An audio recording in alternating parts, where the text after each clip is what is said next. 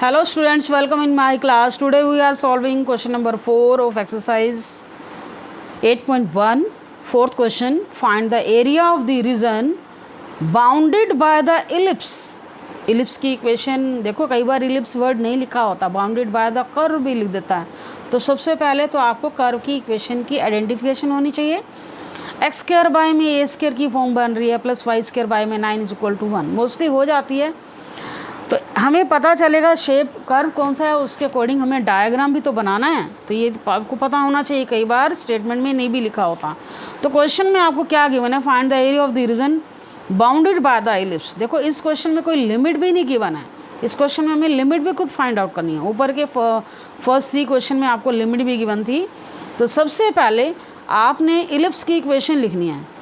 Equation of ellipse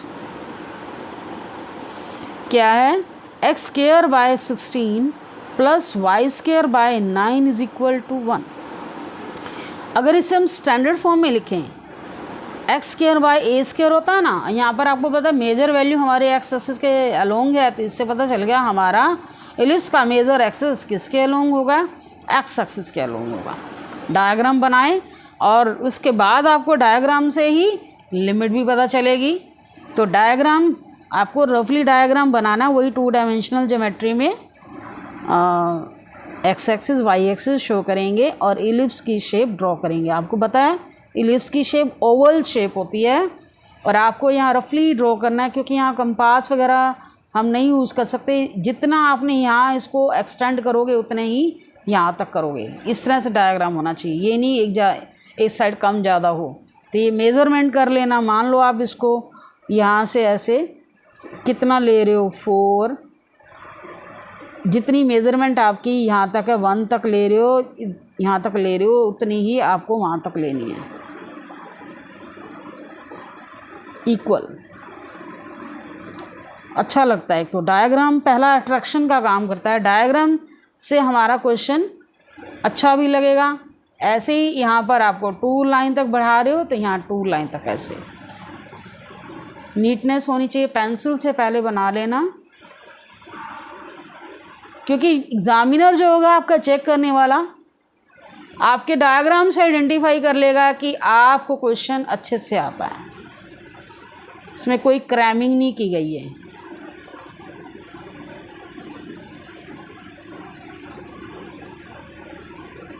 major axis x axis के along है और माइनर एक्सिस हमारा वाई एक्सिस के अलोंग है। तो एक्स एक्सिस मेजर एक्सिस कैसे पता चलेगा, आपकी मेजर वैल्यू को देखें। तो वहीं से हमें एक्स बाय, आपके पास जो इक्वेशन होती है x square by a square plus y square by में बी स्क्वायर, ये हमारी स्टैंडर्ड इक्वेशन होती है। जो ए स्क्वायर होता है ए, यही ए लेते थे ना इसके वर्टेक्स में। तो यहाँ पर हमारे उसके कंपैरिजन में 4 है, तो इसका वर्टेक्स क्या आएगा, 4 0। लेफ्ट साइड में क्या आता है, 4 - 4 0, ये ओरिजिन होता है। और इसके बाद ये क्या होगा, बी होता है, बी के रिप्लेस में मेरे पास क्या 3। तो ये लेंथ आपकी क्या होगी, ये वाई एक्सिस पर 0 3 होगा, क्योंकि वाई एक्सिस पर एक्स कोऑर्डिनेट क्या होता है 0, और ऐसे ही डाउनवर्ड में 0 - 3 होगा। तो ये मेरा लिखने का टारगेट है। यहाँ पर वर्टेक्स लिखने से हमें क्या पता चल जाएगा, हमें लिमिट पता चल जाएगी और आपको इस इलिप्स का एरिया निकालना है। अब इलिप्स में क्या करोगे, इसमें इलिप्स के क्वेश्चन में इसने ऐसा कुछ नहीं बोला, इसने बोला find the area region by this ellipse, मतलब पूरे इलिप्स का आपको एरिया निकालना है। तो इसने 2 डायमेंशनल में जितना एरिया बाउंड किया इस इलिप्स ने, चारों क्वाड्रेंट में 4 क्वाड्रेंट का आपको एरिया निकालना होगा। यहाँ पर इसने कुछ ऐसा मेंशन नहीं किया कि पर्टिकुलर फर्स्ट क्वाड्रेंट या सेकंड क्वाड्रेंट, दैट मीन्स ये 1 2 3 4 क्वाड्रेंट में इसने जितना पोर्शन रिकवर किया उन सबका एरिया निकालना है। समझ आ गई मेरी बात। तो यहाँ पर आपको ये चीज़ ध्यान रखनी है। यहाँ पर आप क्या लिखोगे, रिक्वायर्ड एरिया, तो आप क्या करोगे, एक पोर्शन का एरिया निकालोगे, उसका क्या करोगे 4 टाइम्स कर दोगे। एक पोर्शन का एरिया निकालेंगे, उसका 4 टाइम्स कर देंगे, होल इलिप्स का एरिया आ जाएगा। तो ये चीज़ आपने ध्यान रखनी है, ये गोलाई आपने ठीक रखनी है। हाँ जी, रिक्वायर्ड एरिया क्या आएगा,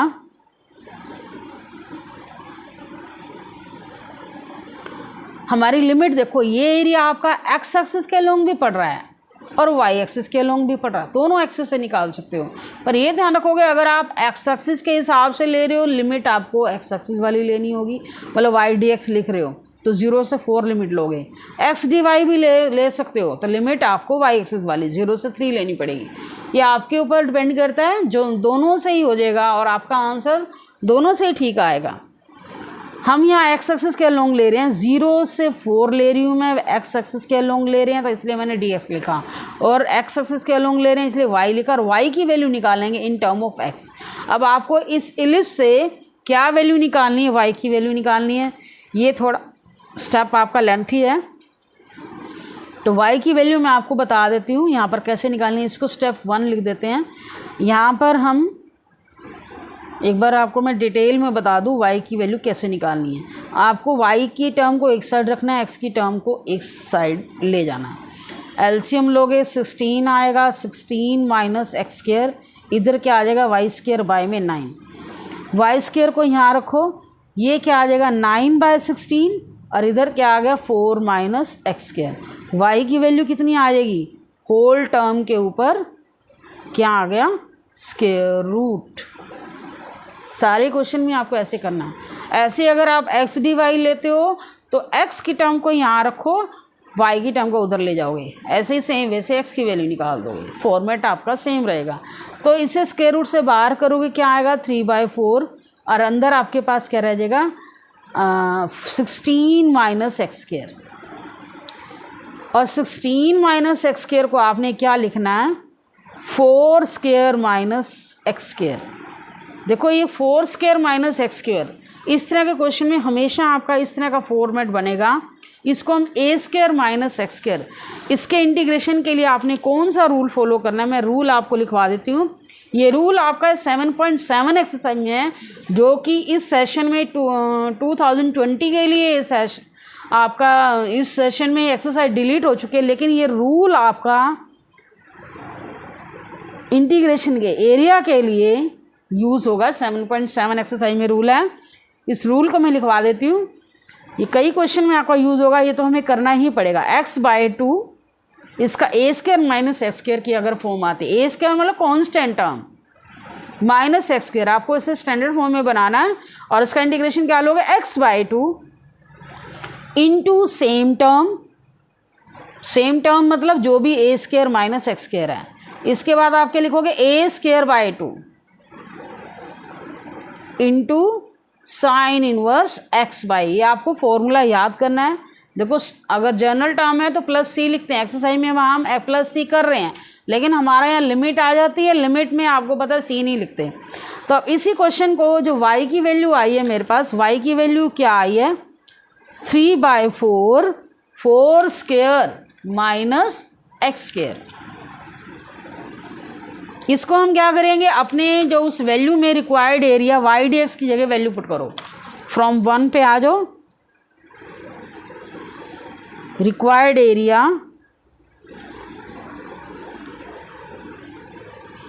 क्या था 0 से 4 वाई डी एक्स,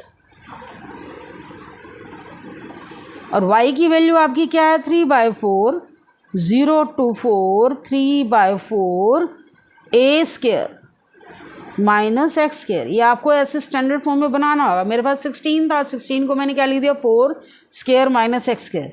3/4 को तब बाहर कर दो और 0 to 4 आपके पास जो रिमेनिंग टर्म है आप उसका इंटीग्रेशन लोगे, dx साथ लिखना है इसी रूल से। अब हम इंटीग्रेशन की वैल्यू लिखने जा रहे हैं, इंटीग्रेशन लिख रहे हैं तो इंटीग्रेशन साइन को रिमूव कर दें।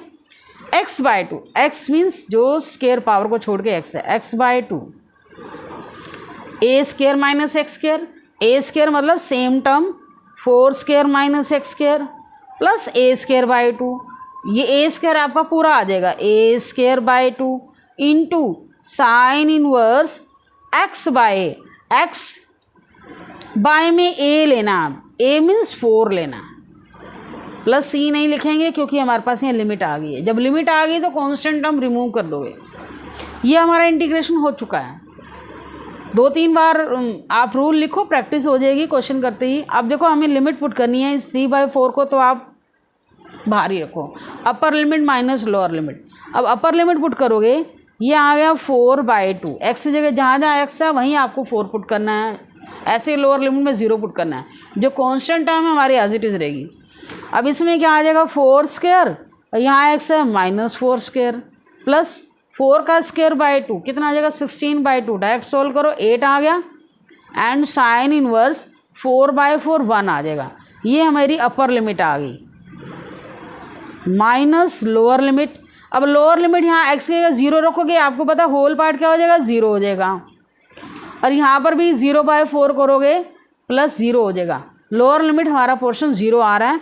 अब इसको बड़े केयरफुल से, फर्स्ट टाइम तो बड़ा ध्यान रखना पड़ता है, नहीं पता चलता कि कैसे कैलकुलेशन होगी एकदम से।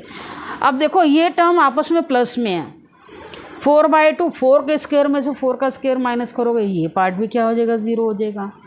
0 प्लस 8 साइन इनवर्स 1 की वैल्यू क्या आएगी, ये आपने सेकंड चैप्टर में देखा। 1 कौन से एंगल पे, 1 वैल्यू कौन से एंगल पे होती है π/2 पे। इनवर्स फंक्शन जो सॉल्व करते हो, यहाँ जब वैल्यू लिखी हो आपने डायरेक्ट कैसे लगाना है, पता कैसे लगाते हैं, कौन से एंगल पे वैल्यू, बस वही लिख दो। अब 0 प्लस दिस, इसे सॉल्व करो मल्टीप्लाई में 4π, तो ये हमारी टर्म ओनली 4π रहेगी। तो सिंप्लीफाई करके क्या आया 4π, 4 से 4 कैंसिल, आंसर आपका कितना आया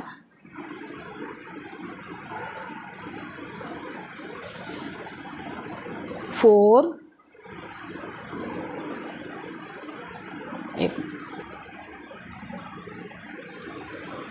हाँ जी स्टूडेंट्स, यहाँ पर एक मिस्टेक हुई है, मैंने आपको स्टार्टिंग में बताया था, यहाँ हमने 4 नहीं लगाया क्योंकि आपको पूरे इलिप्स का एरिया निकालना है। मैंने 1 पोर्शन का एरिया निकाला, तो यहाँ पर ये रिक्वायर्ड एरिया जो आएगा, जो मैंने एरिया शो किया है, मैंने शेडेड पोर्शन 1 पर किया है, 1 क्वाड्रेंट में, उसका 4 टाइम्स करोगे तो ये आपको 4 लगाना है। 4 यहाँ लगाना है, इधर 4 आएगा, 4 चलता रहेगा, और ये 4 देखो, ये 3/4 तो ये टर्म आई है, ये 4 हमारा मल्टीप्लाई में चलता रहेगा 4। ये चीज़ ध्यान रखनी है। आंसर में मुझे लग रहा था डाउट है कोई, 4।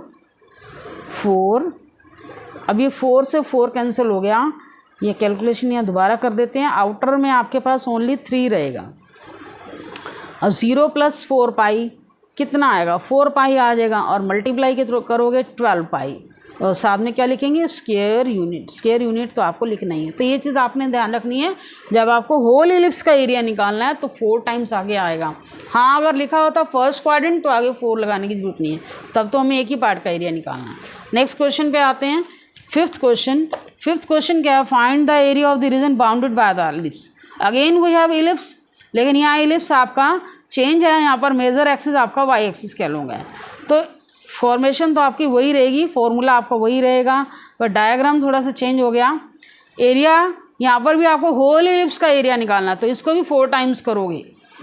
तो इलिप्स की इक्वेशन x² बाय में 4 प्लस y² बाय में 9 is equal to 1। Same question है, x² बाय में 2² लिखेंगे लिमिट निकालने के लिए, 3² लिखेंगे।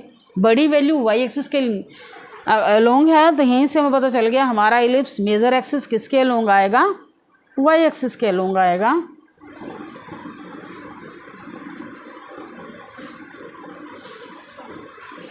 ओवल शेप आपको बनानी है ध्यान से, इस तरह ये एक्यूरेट बना है इलिप्स। तो यहाँ ये ध्यान रखना, जितना इसको 1 2 3 ये यहाँ तक लेके आना चाहिए था। ये जितना हमने यहाँ प्रोसीड किया है, ये डायग्राम को दोबारा बनाते हैं। डायग्राम आपकी आइडेंटिफिकेशन है, डायग्राम बिल्कुल राइट होना चाहिए। ये पहले ना पॉइंट लोकेट कर लिया करो कि इसको कहाँ तक एक्सटेंड करना है, इक्वल जैसे हमने पहले किया था। जैसे 1 2 3 ओरिजिन से मैंने 1 2 3 लिया, 1 2 1 2 3 1 2 3 यहाँ तक, मतलब ऐसे बढ़ाएंगे इक्वल, इससे मिस्टेक नहीं होगी। इधर भी आप ले सकते हो, यहाँ पॉइंट लगा दो।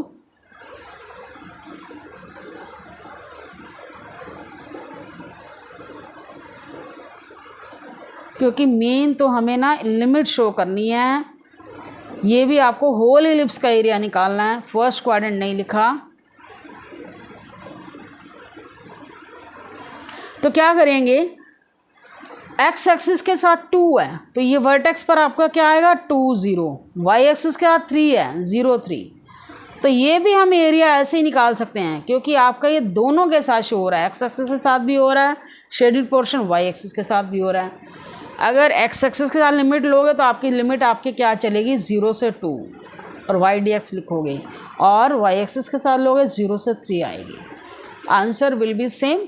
तो यहाँ लिखेंगे required area y d x, अगर आप लिखते हो लिमिट 0 से 2 लोगे, एक्स वाली लोगे वाई डी एक्स, और वाई की वैल्यू यहाँ इस स्पेस में हम निकाल लेते हैं। वाई की वैल्यू क्या आएगी, एक्स स्क्वायर बाय में 2 square plus y square by में